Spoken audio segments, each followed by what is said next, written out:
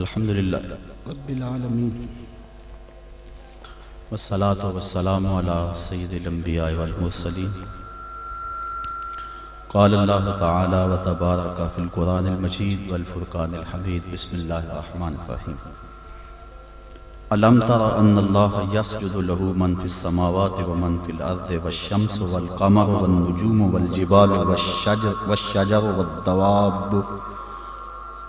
والدواب وکثیر من الناس وکثیر حق علیہ العذاب ومن یہن اللہ فما له من مکرم ان اللہ یفعل ما یشاء صدق اللہ مولانا العظیم وصدق رسولہ النبی الکریم الرؤوف الرحیم اللہم نور قلوبنا بالقرآن وزین اخلاقنا بالقرآن وادخلنا الجنة بالقرآن ونجنا من النار بالقرآن قال اللہ تعالی وتبارک فی شان حبیبہ مخبرا وآمرا ان اللہ وملائکتہ یصلون علی النبی یا ایہا الذین آمنوا صلوا علیہ وسلموا تسلیما الصلاة والسلام علیک یا رسول اللہ وعلی آلک واصحابک یا محبوب رب العالمین الصلاة والسلام علیک یا رسول اللہ وعلی آلک واصحابک یا محبوب رب العالمین۔ تمام حمد و ثنا، تعریف و توصیف اللہ جل مجدہ الکریم کی ذات پاک کے لیے، جو خالق کائنات بھی ہے اور مالک شش جہات بھی۔ اللہ جل وعلا کی حمد و ثنا کے بعد حضور نبی اکرم، شفیع امم، رسول محتشم، نبی مکرم، اللہ کے پیارے، امت کے سہارے، رب کے محبوب، دانائے غیوب، مالک رقاب امم، فخر عرب و عجم، والی کون و مکان، سیاہ لا مکان، سید انس و جاں، سرور لالا رخاں، نیر تاباں، سرنشین مہوشاں، ماہ خوباں، شہنشاہ حسینہ، تتمہ دوراں، سرخیل زہرہ جمالاں، جلوائے صبح ازل، نور ذات لم یزل، باعث تکوین عالم، فخر آدم و بنی آدم، نیر بطحا، رازدار ما اوہا، شاہد ما طغا، صاحب علم نشرہ، معصوم آمنہ احمد مجتبیٰ، حضرت محمد مصطفیٰ صلی اللہ علیہ وسلم کے حضور ناز میں اپنی محبتوں کا نیاز پیش کرنے کے بعد، واجب الاحترام برادران اسلام، خواتین و حضرات، السلام علیکم ورحمۃ اللہ وبرکاتہ۔ سورۃ الحج سے چند الفاظ آپ کے سامنے تلاوت کرنے کا شرف نصیب ہوا، اور انہی کے ضمن و ذیل میں کچھ باتیں آپ کے گوش گزار کروں گا۔ اللہ میری زبان پہ کلمۃ الحق جاری فرمائے۔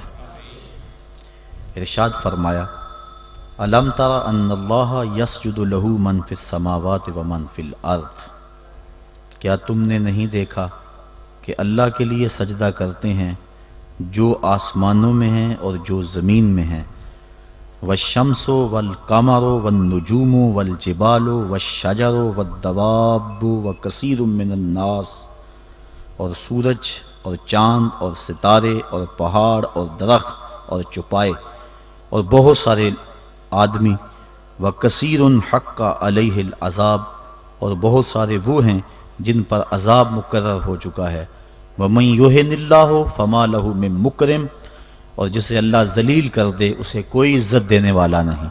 ان اللہ یفعل ما یشاء، جو چاہتا ہے وہ کرتا ہے۔ کائنات کا ایک ایک ذرہ اس کے حضور سجدہ ریز ہے، طوعا و کرہن، چاہتے ہوئے بھی اور کچھ نہ چاہتے ہوئے بھی۔ سجدہ کیا ہے؟ حضرت امام راغب اصفہانی مفردات قرآن میں بیان کرتے ہیں، السجدۃ فی الاصل التذلل، سجدہ اصل میں جھکنے کو کہتے ہیں، لیکن شریعت اسلامیہ کی اصطلاح میں وضع الجبہہ بقصد العبادہ، عبادت کی نیت سے پیشانی کو رکھ دینا سجدہ کہلاتا ہے۔ حضرت امام فخر الدین رازی سجدے کے دو معنی بیان کرتے ہیں اس آیت کریمہ کے تحت، ایک انقیاد اور دوسرا یہی وضع الجبہہ والا معنی، عبادت کے لیے پیشانی رکھ کے سبحان ربی العالی کے جو نغمے الاپ پہ جاتے ہیں، سجدے کا دوسرا مفہوم یہ ہے۔ انقیاد کا معنی یہ ہے کہ پوری کائنات اللہ کے حکم کی پابند ہے، انسان کو اس نے اختیار دے رکھا ہے، باقی کائنات کا ایک ایک ذرہ جو ہے وہ جو کہتا ہے وہی کرتا ہے۔ انسانوں میں سے بہت سارے لوگ اس کے حکم کے پابند ہیں، اور کچھ لوگ ایسے ہیں کہ جو اس کے حکم کی دنیا پہ پرواہ نہیں کرتے۔ کل قیامت کے دن پتہ چلے گا کہ ہم نے مالک کی نافرمانی کر کے کتنی بڑی رسوائی کمائی اور کتنی بڑی ذلت میں مبتلا ہوئے۔ ارشاد فرمایا جو کچھ آسمانوں میں ہے اور جو کچھ زمین میں ہے، والشمس والقمر، اور سورج بھی اللہ کو سجدہ کرتا ہے۔ علماء کہتے ہیں یہ سورج جب طلوع ہوتا ہے تو سجدے سے اٹھتا ہے، اور جب وہ استوا تک درمیان تک آتا ہے تو یہ قیام میں ہوتا ہے، اور جب وہ دوبارہ مائل بغروب ہوتا ہے تو یہ رکوع میں ہوتا ہے، اور جب وہ غروب ہوتا ہے تو سجدے میں ہوتا ہے۔ ایک حدیث کے لفظ بھی ہیں کہ سورج جب ڈوبتا ہے تو عرش الہی کے نیچے سجدہ ریز ہوتا ہے۔ کائنات کی ہر شے اس کی عبادت میں ہے، ہر شخص ہر شے کا انداز عبادت اپنا ہے۔ درخت قیام میں ہے، چوپائے رکوع میں ہیں، مینڈک اور اس قبیل کے دوسرے جانور تشہد میں ہیں، اور حشرات الارض سجدے میں ہیں۔ انسان کی عبادت کو ساری عبادتوں کا مجموعہ قرار دے دیا گیا، اور اس کو کہا تو چونکہ اشرف المخلوقات ہے تو ایسی عبادت کر جس میں سب کی عبادتیں شامل ہو جائیں۔ درختوں کی طرح تیری عبادت میں قیام بھی ہو، چوپایوں کی طرح تیری عبادت میں رکوع بھی ہو، اور مینڈکوں کی طرح تیری عبادت میں تشہد بھی ہو، اور حشرات الارض کی طرح تیری عبادت کے اندر سجدے بھی ہوں۔ سجدہ انتہائی ذلت ہے، اس سے بڑھ کر ذلت دنیا کے اندر نہیں ہو سکتی۔ عالم رنگ و بو میں سب سے بڑی ذلت سجدے میں ہے۔ انسان کے اشرف اعضاء سر میں ہیں، دیکھنے کی قوت آنکھیں سر میں، بولنے کی قوت زبان سر میں، سننے کی قوت کان سر میں، سونگنے کی قوت ناک سر میں، سوچنے کی قوت دماغ سر میں، اور یہ سر مالک کی چوکھٹ پہ دھرا ہوا ہے۔ پیشانی بھی رگڑی جا رہی ہے اور ناک بھی رگڑا جا رہا ہے، اور زبان سے کیا کہہ رہا ہے؟ سبحان ربی العالی، مولا دیکھ مجھ سے بڑے ذلت میں کے درجے میں کوئی نہیں ہے اور تجھ سے اعلیٰ کوئی نہیں ہے۔ اپنے عجز کا اعلان کر رہا ہے اور مالک کی الوہیت کا اعلان کر رہا ہے، لیکن جب سجدے سے سر اٹھایا پھر کہا اللہ اکبر۔ اس کا معنی اللہ سب سے بڑا ہے، یعنی سجدے میں پہنچ کر انتہائی ذلت امیز عبادت میں مبتلا ہو کر کہیں دل کے کسی گوشے میں یہ خیال نہ بیٹھ جائے کہ میں نے اس کی عبادت کا حق ادا کر دیا۔ کہا سر اٹھا تو کہے اللہ اکبر، مولا تو بہت بڑا ہے، تو اتنا بڑا ہے کہ میری عبادتیں تیری بڑائی کو خراج پیش نہیں کر سکتی، اس لیے میں سجدے میں جھک کے بھی کہہ رہا ہوں کہ تیری عبادتوں کا حق مجھ سے ادا نہیں ہو سکا۔ تو اتنا بالا ہے، اتنا بڑا ہے، اتنا عظیم المرتبت ہے کہ تیری عبادت کا حق ادا نہیں ہو سکتا۔ مصطفیٰ جان رحمت اللہ کی عبادت اتنی کثرت سے کی کہ حتی تتورم قدماہ، یہاں تک کہ حضور کے دونوں پاؤں پہ سوجن آ جاتی، اور اللہ خود فرما رہا ہے محبوب ساری رات جاگا نہ کر، کبھی سو بھی تو لیا کر، لیکن اس کے باوجود کہتے ہیں ما عبدنا کا حق کا عبادتک، اے اللہ تیری عبادت کا جو حق تھا تیرے بندے سے ادا ہی نہیں ہو سکا۔ تو اتنی عبادت کرنے کے باوجود بھی کہا کہ تیری عبادت کا حق ادا نہیں ہو سکا، اور یقیناً بندہ اس کی عبادت کا حق ادا نہیں کر سکتا۔ وہ جتنا بلند و بالا ہے، جتنا وہ عظیم المرتبت ہے، جتنی اس کے شانیں ہیں، بندہ جتنا مرضی جھک جائے اس کی عظمتوں اور اس کی بڑائیوں کو خراج پیش کرنے کا حق ادا نہیں ہو سکتا۔ اس لیے جھک کر جب سر اٹھایا پھر اس کی بڑائی بولی اللہ اکبر، مالک تو سب سے بڑا ہے، تو اتنا بڑا ہے کہ میں سجدے میں جھک کر بھی تیری بڑائی کو خراج پیش نہیں کر سکا اور تیری بڑائی کے سامنے سر جھکا کر بھی اپنی عجز کا اظہار کر کے بھی میں پھر بھی خراج نہیں دے سکا، اور بھی جھکنے کہ میرے اندر سکت ہوتی اور کوئی حالات ایسے ہوتے پھر بھی تیری بڑائی کا حق ادا نہ ہو سکتا۔ تو اتنا بڑا ہے اور اتنا بلند و بالا اور عظیم المرتبت ہے۔ حضور نبی رحمت صلی اللہ علیہ وسلم نے ارشاد فرمایا بندے کو سب سے زیادہ قرب سجدے میں ملتا ہے، اور سجدے میں اس لیے فرمایا کثرت کے ساتھ دعا مانگا کرو۔ اور ایک روایت کے لفظ ہیں کہ جب بنی آدم اولاد آدم سجدے میں سر رکھ کے سبحان ربی العالی کے نغمے الاپتی ہے تو شیطان پیٹتا ہے، روتا ہے، چیختا ہے کہ مجھے سجدے کا حکم دیا گیا اور میں نے انکار کر کے اللہ کی ناراضگی مول لے لی اور جہنم کا حقدار بنا، اور اس کو جو سجدے کا حکم دیا اور اس نے سجدہ کر کے اللہ کی رضا حاصل کر لی اور جنت کا حقدار بن گیا۔ شیطان کو ایک سجدے کا حکم دیا گیا تھا لیکن اس نے اس ایک سجدے سے بھی انکار کر دیا۔ فرشتوں کو ایک سجدے کا حکم دیا گیا تھا لیکن انہوں نے 2 سجدے کیے۔ یہ جو ہم بھی نماز پڑھتے ہیں ارشاد ہے ورکعوا واسجدوا، رکوع کرو اور سجدہ کرو، تو اسی طرح کا حکم ورکعوا ہے اور اسی طرح کا حکم واسجدوا ہے۔ رکوع کرو اور سجدہ کرو، رکوع ہم ایک کرتے ہیں، سجدے 2 کرتے ہیں، یا تو پھر رکوع بھی 2 کیا کریں یا پھر سجدہ بھی ایک کیا کریں، چونکہ امر ہے امر، اور امر تکرار کا تقاضا نہیں کرتا اور نہ اس کا احتمال رکھتا ہے۔ میں آپ کو ایک بات کہوں تو ایک مرتبہ آپ اس کو تسلیم کر لیں جو امر کی تعمیر ہوگی، تو امر تکرار کا تقاضا نہیں کرتا، تو کہا گیا سجدہ کرو تو ایک سجدہ کرنا واجب تھا لیکن ہم سجدے 2 کرتے ہیں۔ تو علماء کہتے ہیں کہ جب فرشتوں نے سجدے میں پیشانی رکھی اور سبحان ربی العالی کے نغمے الاپے اور سجدے سے سر اٹھایا، دیکھا کہ ایک اکڑا کھڑا ہے، پھر دوبارہ سجدے میں سر رکھ کے سبحان ربی العالی کہنا شروع کر دیا میرے مالک تیرا شکر تو نے ہمیں سجدے کی توفیق عطا فرما دی۔ اس لیے سجدے 2 ہو گئے اور رکوع 1 رہا۔ سجدہ انتہائی ذلت ہے اور عبادت کا انتہائی درجہ ہے۔ سجدے میں سر رکھ کے جو دعا مانگی جائے اللہ اس دعا کو رد نہیں کرتا۔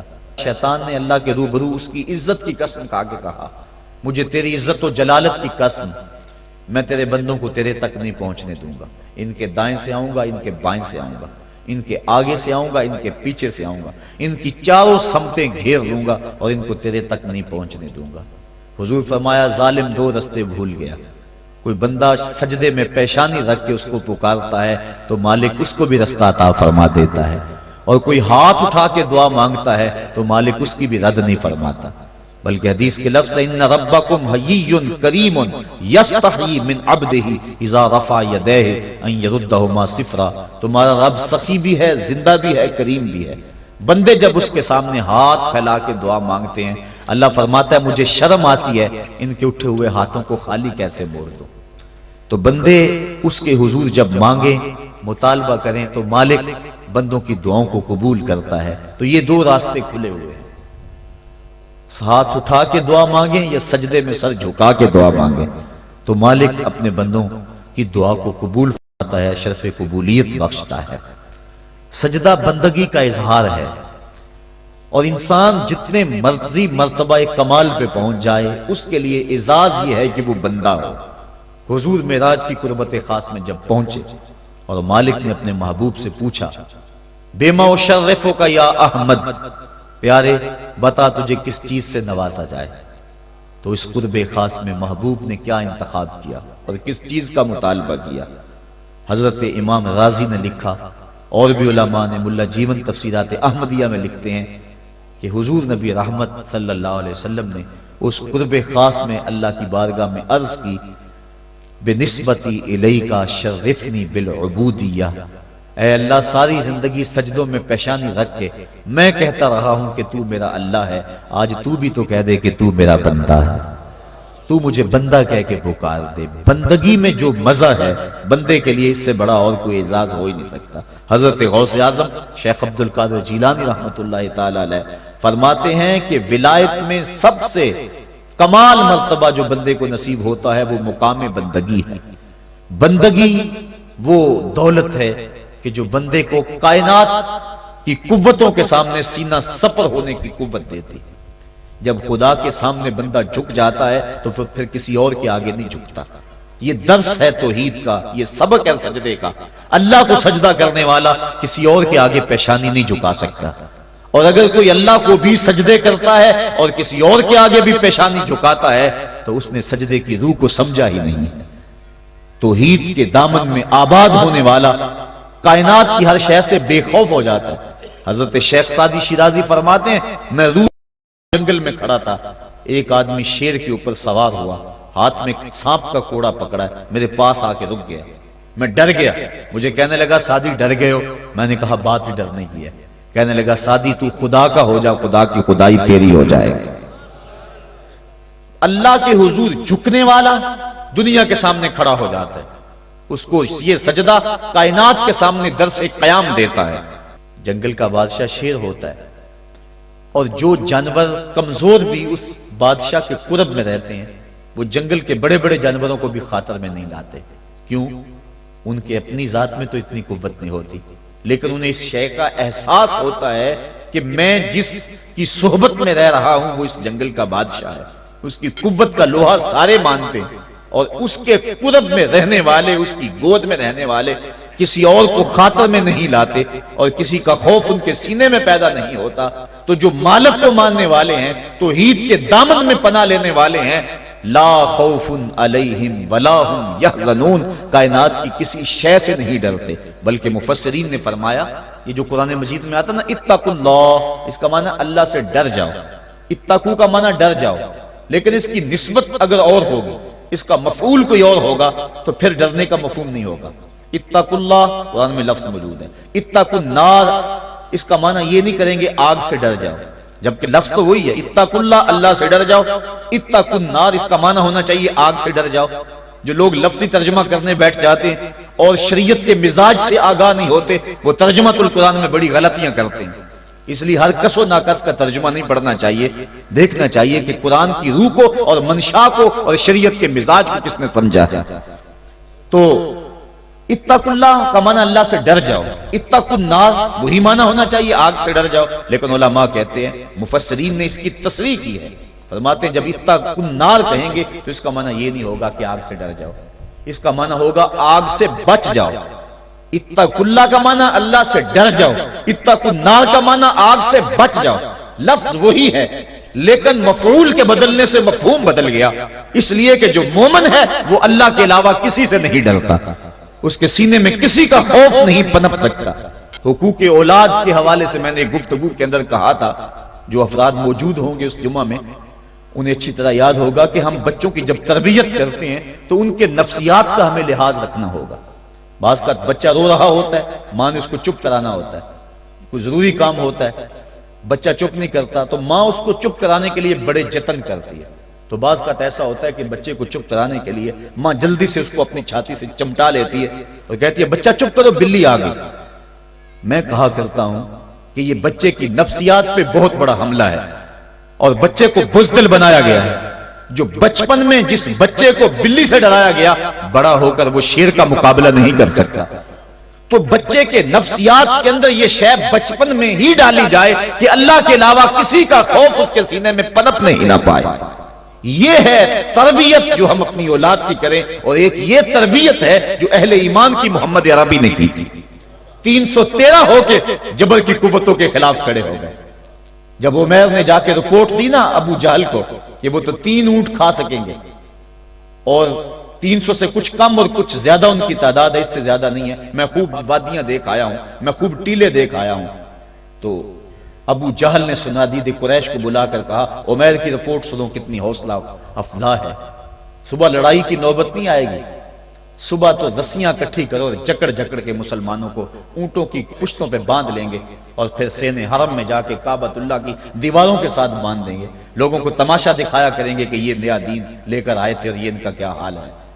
جب اس نے رعونت بھرے اتنی زبان سے یہ جملے نکالے تو عمیر جو سارا منظر اپنی آنکھوں سے دیکھ کر آیا تھا، ابن حشام میں لفظ موجود ہیں، اس نے کہا وَلَٰكِنْ رَأَيْتُ يَا مَعْشَرَ قُرَيْشٍ الْبَلَايَا تَحْمِلُ الْمَنَايَا، اے قریش کے سرداروں، اتنے بھی تکبر میں نہ آؤ، میں اپنی ان آنکھوں سے دیکھ کر آیا ہوں کہ یثرب کی اونٹنیاں اپنی پشتوں پہ نری موتیں اٹھا کے لے آئی ہیں، ان کے بدن پہ چیتڑے ہیں، ان کے پیٹ کمر سے لگے ہوئے ہیں، لیکن وہ زخمی سانپوں کی طرح پیچ و تاب کھا رہے ہیں۔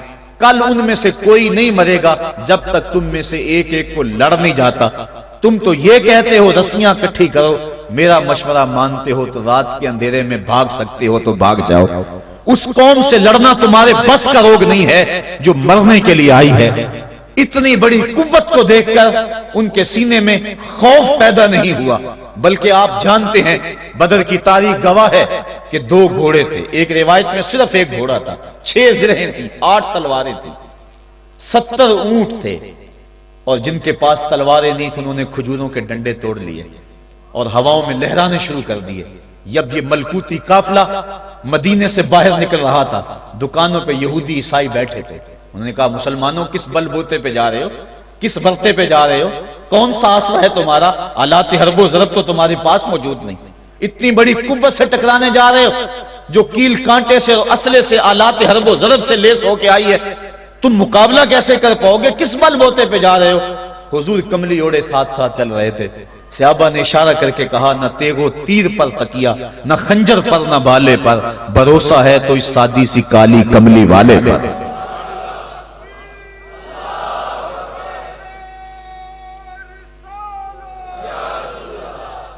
اب اس ماحول میں جبکہ کفار پورا لاؤ لشکر لے کے آئے اور ابو جہل نے کہا اعلان کر دو لنا عزا ولا عزا لکم، یہ ان کے بت کا نام ہے، ہمارے پاس عزا ہے تمہارے پاس عزا نہیں، ہمارے پاس لات ہے تمہارے پاس لات نہیں، ہمارے پاس منات ہے تمہارے پاس منات نہیں، ہمارے 360 خدا اور تمہارا ایک خدا، مقابلہ ہی کوئی نہیں۔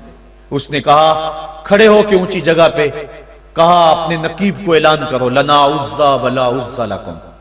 حضور کے کانوں میں آواز پڑی، فرمایا علی تم بھی اونچے ٹیلے پہ کھڑے ہو جاؤ اور تم ان کو جواب میں کہو اللہ مولانا ولا مولا لکم، اللہ ہمارا مولا ہے تمہارا مولا کوئی نہیں ہے۔ اور پھر حضور نے سجدے میں سر رکھ دیا۔ سجدہ اتنی بڑی قوت ہے، ہزاروں ایٹم بمبوں کے اندر وہ قوت نہیں ہے جو سجدے کے اندر طاقت رکھ دی۔ آج دنیا سے ہم ڈر رہے ہیں اس لیے کہ ہمارے سجدے چھن گئے ہیں، ہمارے سجدوں کی آبرو چھن گئی ہے، ہمارے سجدوں میں وہ حرارت اور گرمی نہیں رہی، وہ رقت اور وہ نرمی نہیں رہی۔ بدر کا میدان ہے، 1000 کا لشکر جرار مقابلے میں ہے اور وہ پورے لاؤ لشکر کے ساتھ ناز و تفاخر کے اندر مسلمانوں کو ملیا میٹ کر دینے کے جذبوں سے دانت پیس رہے ہیں کہ آج مسلمانوں کو کچا چبا دیں گے۔ مسلمانوں کے ساتھ پاس صرف 8 تلواریں اور ان کے بطن میں کھانے کے لیے کچھ نہیں، جس کھجور کو چوس کے روزہ رکھتے ہیں اسی کھجور کو چوس کے روزہ افطار کرتے ہیں۔ یہ حالت مسلمانوں کی، بدن پہ چتھڑے لگے ہوئے کپڑے ہیں، عجیب حالت ہے۔ پھر کون سا آسرا تھا جو مسلمانوں کے کام آیا؟ مصطفیٰ کریم نے مسجد عریش میں سجدے میں پیشانی جھکا دی۔ حضرت ابوبکر صدیق رضی اللہ تعالیٰ عنہ فرماتے ہیں میں حضور کے ساتھ تھا، ساری رات مصطفیٰ روتے رہے، آنکھوں میں آنسو ہیں، حضور کی چادر سر انور سے سلٹ کے حضور کے کندھوں پہ آ جاتی، پھر کندھوں سے پشت پہ آ جاتی، میں اٹھا کے حضور علیہ السلام کے سر پہ رکھتا اور کہتا حضور بس کرو۔ حضور بار بار روتے اور اللہ کی بارگاہ میں سجدے میں سر ڈال کر التجائیں کرتے۔ لفظ کیا تھے محبوب کی زبان پہ، آج تک ایسی ناز والی دعا کسی نے نہیں کی ہے جی جیسی دعا مصطفیٰ جان رحمت نے کی۔ مصطفیٰ کریم سجدے میں سر رکھا ہے اور کیا کہا اللہم ان تہلک ہذہ العصابہ لم تعبد فی الارض ابدا، میرے مالک میں نہیں کہتا کہ ان لوگوں کو بچا لے، دیکھ میری زندگی کی کمائی یہی 313 ہے جو میں تیری چوکھٹ پہ لے کے حاضر ہو گیا ہوں، میری زندگی کا کل اثاثہ، میری زندگی کا کل سرمایہ کوہ ابو قبیس پہ کیے گئے درسوں کا نتیجہ، عکاظ کی منڈی کے اندر دیے گئے درسوں کا نتیجہ، اور ذی المجال کے میلے میں تیرے دین کی تبلیغ کا نتیجہ، طائف کے بازاروں میں پتھر پتھر کھا کھا کے جو تبلیغ کی اس کا نتیجہ رستے میں گڑے، رستے میں بچتے ہوئے کانٹے، اور مکے کے بازاروں میں میرے بدن کے اوپر پڑتی ہوئی اوجریاں، میں نے پھر بھی تیرا کلمہ بلند کیا۔ میرے مالک، میری پوری زندگی کا گداز، میری پوری زندگی کا سرمایہ، میری زندگی کے آنسو، میری زندگی کا رونا سینے حرم کے اندر کعبۃ اللہ کی چھاؤں کے میں سجدے کر کر کے، کوئی کبھی میں نے عمر مانگا، کبھی میں نے حمزہ مانگا، تیرے دین کے لیے میں نے جو ایک ایک کر کے تنکا جوڑا اور یہ ایک چھوٹا سا گھونسلہ بنایا۔ یہ گھونسلہ اب بجلیوں کی زد میں ہے، کفار کی بجلیاں اس گھونسلے کو جلا دینا چاہتی ہیں۔ میرے مالک، میں یہ نہیں کہتا کہ میرا گھونسلہ اور میری یہ مٹھی بھر جماعت اور یہ چند میرے لوگ اور یہ میرا سرمایہ اور اثاثہ، میری پوری زندگی کی کمائی، میری جوانی کا سرمایہ جو میں نے تیرے سامنے لا کے رکھ دیا ہے، میں یہ نہیں کہتا ان کو بچا لے، لیکن میرے مالک اگر یہ نہ رہے تو قیامت تک پھر تجھے بھی خدا کوئی نہیں کہے گا۔ ان تہلک ہذہ العصابہ لم توبد فی الارض ابدا، اگر یہ نہ رہے تو قیامت تک تیرے نام کے ڈنکے بجانے والے بھی دنیا پہ نہیں ہوں گے۔ یہ حضور نے اللہ کی بارگاہ میں دعا کی اور سجدے میں سر رکھا ہے۔ حضور علیہ السلام کی آنکھوں میں اشک جاری ہیں، سجدے سے قوت حاصل کی جا رہی ہے۔ دشمن کے مقابلے میں مصطفیٰ کریم سجدے میں سر رکھ کے اللہ سے آرزو کر رہے ہیں۔ حضرت سیدنا صدیق اکبر فرماتے ہیں اچانک حضور نے سر اٹھایا، میں خوش ہو گیا کہ حضور کے چہرے پہ مسکراہٹ تھی۔ حضور مسکراتے ہوئے فرمایا ابشر یا ابا بکر ھذا جبریل آخذ بعنان فرسہ، ابو بکر بشارت ہو، وہ جبریل اللہ کی مدد لے کر آ گئے۔ تو یہ سجدے تھے جن سجدوں نے ظالم اور جابر قوتوں کا منہ توڑ کے رکھ دیا۔ حضرت علی المرتضیٰ روایت کرتے ہیں رضی اللہ تعالیٰ عنہ، فرماتے ہیں میں نے ہاتھ میں تلوار تھامی اور میدان میں کود پڑا، میں نے کئی کافروں کو واصل جہنم کیا، پھر پلٹ کے دیکھا کہ میں حضور کی زیارت کر لوں، لیکن مجھے حضور نظر نہ آئے۔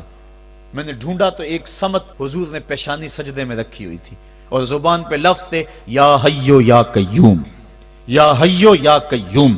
حضور یہ پڑھتے جا رہے تھے، یا حیو یا قیوم کا وظیفہ پڑھتے جا رہے تھے اور سجدے میں پیشانی تھی حضور کی۔ میں پھر دوبارہ آیا اس سجدے سے جوش لے کر، اس سجدے سے گرمی اور حرارت لے کر، اور پھر دشمن کی صفوں میں کود گیا۔ میں نے ایک کافر کو واصل جہنم کیا، پھر زیارت کے لیے واپس آیا، دیکھا تو پھر سجدے میں حضور نے سر رکھا ہوا ہے اور یہی کہہ رہے ہیں یا حیو یا قیوم، یا حیو یا قیوم، یا حیو یا قیوم برحمتک استغیث۔ یہ جملے حضور کی زبان پہ ہیں اور سجدے میں حضور کی پیشانی۔ میں پھر گیا، پھر آیا، کئی بار ایسا ہوا میں کافر کو قتل کرتا، پھر آتا حضور کو سجدے میں دیکھتا۔ فرمایا پھر حضور نے تلوار تھامی اور مصطفیٰ کریم میدان جنگ میں کود پڑے۔ لوگ بڑھ چڑھ کے دشمنوں پہ حملہ کرتے تھے، لیکن جو سب سے آگے کافروں کی صفوں میں کود کے حملہ کر رہا تھا وہ آمنہ کا لال محمد مصطفیٰ صلی اللہ علیہ وسلم۔ تو سجدے سے وہ قوت ملتی ہے، سجدے سے وہ نور اور روشنی ملتی ہے کہ پورے زمانے میں اجالا کیا جا سکتا ہے۔ آج 56-57 اسلامی ملک دنیا کے سامنے رسوا ہو رہے ہیں اور دنیا کے سامنے سجدہ ریز ہیں، اس لیے کہ وہ ایک خدا کے سامنے سجدہ کرنا بھول گئے ہیں۔ ایک سجدہ جسے تو گراں سمجھتا ہے 1000 سجدے سے آدمی کو دیتا ہے نجات۔ آؤ اس کے حضور جھکو، اس کے حضور جھکنے والا کسی کے آگے نہیں جھکتا۔ سجدہ اس کو قوت دیتا ہے، تو راز کن فکاں ہے، اپنی آنکھوں پر عیاں ہو جا، خودی کا راز نہ ہو جا، خدا کا ترجمہ ہو جا، خودی میں ڈوب جا غافل، یہ سر زندگانی ہے، نکل کر حلقہ شام و سحر سے جا ودا ہو جا، گزر جا بن کے سیلے تندرو کوہ بیاباں سے، گلستان راہ میں آئے تو جوئے نغمہ خواں ہو جا۔ مالک کے حضور جب بندہ عزت سے سر جھکا دیتا ہے، اللہ کی رحمتیں بندے پہ نازل ہوتی ہے۔ ایک روایت میں آتا ہے جب بندہ نماز کے لیے کھڑا ہوتا ہے، ابھی اس نے سجدے میں جانا ہوتا ہے، ابھی وہ قیام ہی کرتا ہے، اللہ فرماتا ہے میرے بندے کے گناہ جو ہیں اس کے بدن سے نکال کے ایک سمت کر دو، تاکہ میرا بندہ اس حالت کے اندر میرے حضور حاضر ہو کہ وہ گناہوں سے پاک اور صاف ہو۔ حضرت نبی رحمت صلی اللہ علیہ وآلہ وسلم فرماتے ہیں کہ پھر اس کے سارے گناہ اس کے بدن سے اتار کے ایک سمت رکھ دیے جاتے ہیں اور بندہ مصلی پہ سبحان ربی العالی کے نغمے الاپتا ہے، رکوع کرتا ہے، سجدے کرتا ہے۔ جب سلام پھیر کے نماز ختم کر کے دعا کر کے جانے لگتا ہے تو فرشتے عرض کرتے ہیں مالک یہ جو گناہ اتار کے ایک سائیڈ پہ رکھے تھے یہ دوبارہ اس کو دے دیں، اللہ فرماتا ہے جس کی جھولی سے گناہ نکال لیے تھے دوبارہ اس کی جھولی میں نہیں ڈالیں گے۔ اللہ اکبر۔ اور ایک روایت کے لفظ ہیں کہ جب بندہ نماز کے لیے کھڑا ہوتا ہے اس کے کندھوں کے اوپر سارے گناہ آ جاتے ہیں اور اس کے سر پہ اوپر گناہ آ جاتے ہیں۔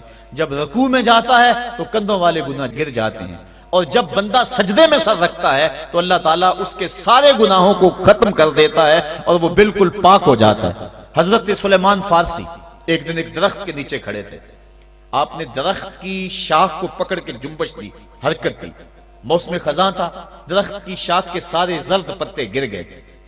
ایک صحابی پاس کھڑے تھے، انہیں پوچھنے لگے عثمان تو نے مجھے پوچھا نہیں کہ میں نے درخت کی شاخ کو یوں ہلایا کیوں ہے؟ انہوں نے کہا اچھا پھر آپ بتا دیں کہ آپ نے درخت کی شاخ کو یوں کیوں ہلایا ہے؟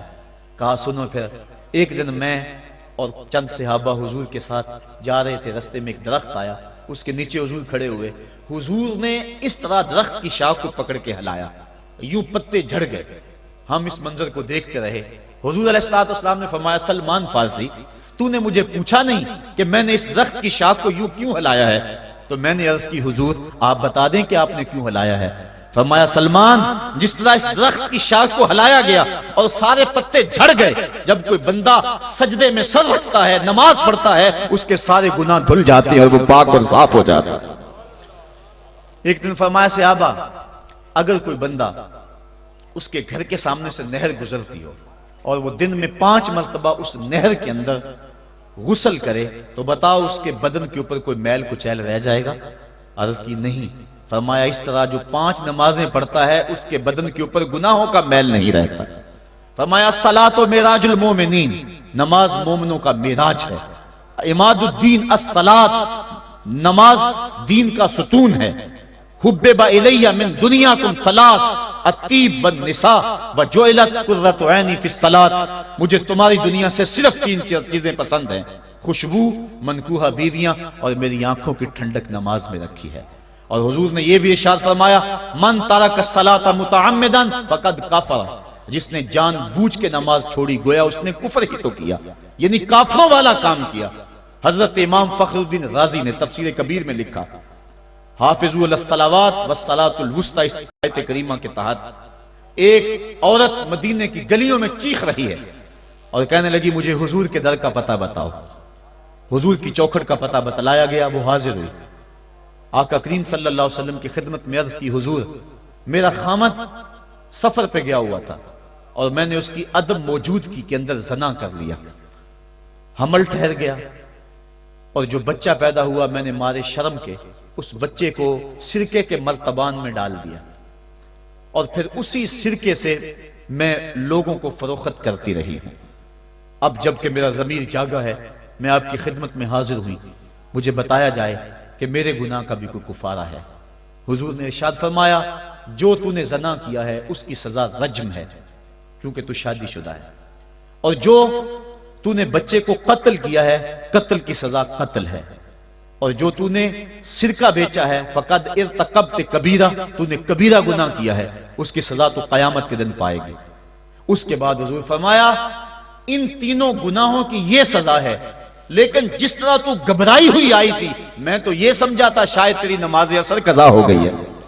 اب آپ اندازہ کریں کہ نماز کی اہمیت کیا ہے اور ہم اس باب میں کتنی سستی کرتے ہیں۔ کسی سے پوچھا جائے نا آؤ نماز پڑھنے چلے، وہ کہتے ہیں بس یار میرے کپڑے پلید ہیں، کپڑے میرے پاک نہیں ہیں۔ تیرے کپڑے کیسے پاک رہ سکتے ہیں؟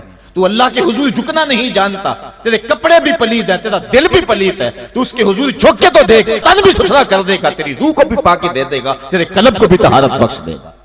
تو اس کے حضور آ جھک، اس کے حضور سجدوں سے اللہ کے حضور خراج پیش کر اپنی محبتوں کا۔ جب بندہ سجدے میں سر رکھتا ہے اللہ فرشتوں میں فخر کرتا ہے میرے بندے کو دیکھو نا بالآخر میرے حضور ہی جھکا ہے نا، کتنے گناہ کیے اس نے، کتنے جرم کیے اس نے، لیکن بالآخر میرے حضور آیا اور اپنے گناہوں کی معافی مانگتا ہے۔ فرشتوں گواہ ہو جاؤ میں نے اپنے اس بندے کی مغفرت فرما دی۔ تو اللہ کے حضور نماز پڑھنے والا، بلکہ ایک روایت مسند امام احمد بن حنبل میں موجود ہے، حضور فرمایا جب بندہ نماز کے ارادے کے لیے اٹھتا ہے اور وضو کرنے کے لیے جب پانی کا پہلا قطرہ چلو پہ لیتا ہے، جو ہی اس کے بدن سے وضو کا پانی چھوتا ہے اللہ اس کے گناہوں کو معاف فرما دیتا ہے۔ جس نماز کے قصد کے لیے اٹھیں اور وضو کریں اور پانی چھوتے ہی گناہ معاف ہو جائیں، اگر اس نماز کا اعلیٰ درجہ سجدہ کر لیا جائے تو پھر مالک کی کتنی رحمتیں نازل ہوگی۔ یہ کتنی بڑی دولت ہے، یہ کتنا بڑا سرمایہ ہے جس سے ہم لوگ محروم رہ جاتے ہیں۔ آؤ اللہ کی رحمتیں سجدے میں ڈھونڈیں، سجدے میں پیشانی رکھ کے جب ہم اس کی رحمت کو مانگیں تو وہ مالک ہمارے اوپر رحمتیں نازل کرے گا۔ آج پوری دنیا کے اوپر مسلمانوں کے ساتھ جو حالات ہیں وہ کسی سے مخفی نہیں۔ کوئی کہتا ہے کہ معاشی طور پہ مسلمان کمزور ہیں، اس وجہ کو بھی میں تسلیم کرتا ہوں۔ مسلمان کے پاس آلات حرب و ضرب بھی موجود نہیں ہیں، اس وجہ کو بھی تسلیم کر لیا جائے۔ سیاسی طور پہ مسلمان کمزور ہیں، اس وجہ کو بھی تسلیم کر لیا جائے۔ یہ ساری وجہیں اپنی جگہ پہ، لیکن یہ بھی تو سنو، مسلمانوں کی تعداد اس وقت 1.40 کروڑ ہے۔ افرادی قوت اتنی کبھی بھی مسلمانوں کی نہیں ہوئی تھی۔ اس وقت مسلمانوں کے پاس ایٹمی طاقت موجود ہے، اتنی قوت عسکری کبھی بھی مسلمانوں کے پاس نہیں ہوئی تھی۔ 56 اسلامی ملک ہیں جن میں قیمتی معدنیات سے اور تیل کی دولت سے اور سونے کی قیمتی معدنیات سے یہ مسلمان مالا مال ہیں۔ کیا کچھ نہیں ہے جو مسلمانوں کے پاس نہ ہو، لیکن ایک دولت چھن گئی مسلمانوں کے پاس، وہ سجدے کی آبرو، وہ سجدے کی عزت، وہ پیشانی رکھ کے اس رب کو پکارنا جو سب سے اعلیٰ ہے، جو سب سے بالا ہے، جس نے موسیٰ کے فرعون کو نیل کی موجوں میں ڈبو دیا۔ کیا پوری امت مسلمہ 1.40 کروڑ انسان سجدے میں سر رکھ کے سبحان ربی الاعلیٰ کے نغمے آلاپ کے اپنے رب سے گزارش کریں اور اپنی امت کا رونا روئیں؟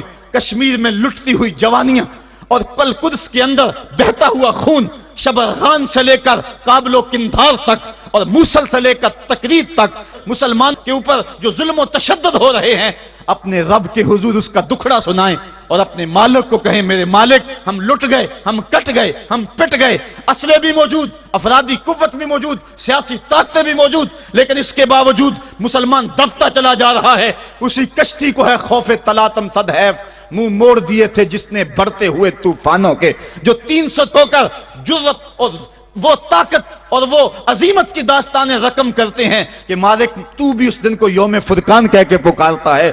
آج وہ امت بیچ منجدار کے اس امت کی کشتی ہچکولے کھا رہی ہے۔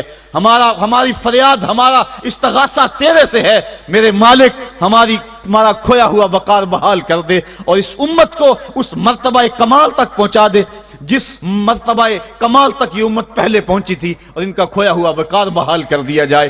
آج بھی ہم اگر سجدوں سے اپنے رب کو منا لیں اور وہ روٹھا ہوا رب آج بھی ہماری مدد کے لیے آ جائے تو پھر کوئی قوت، کوئی طاقت ہمیں نہیں لتاڑ سکتی۔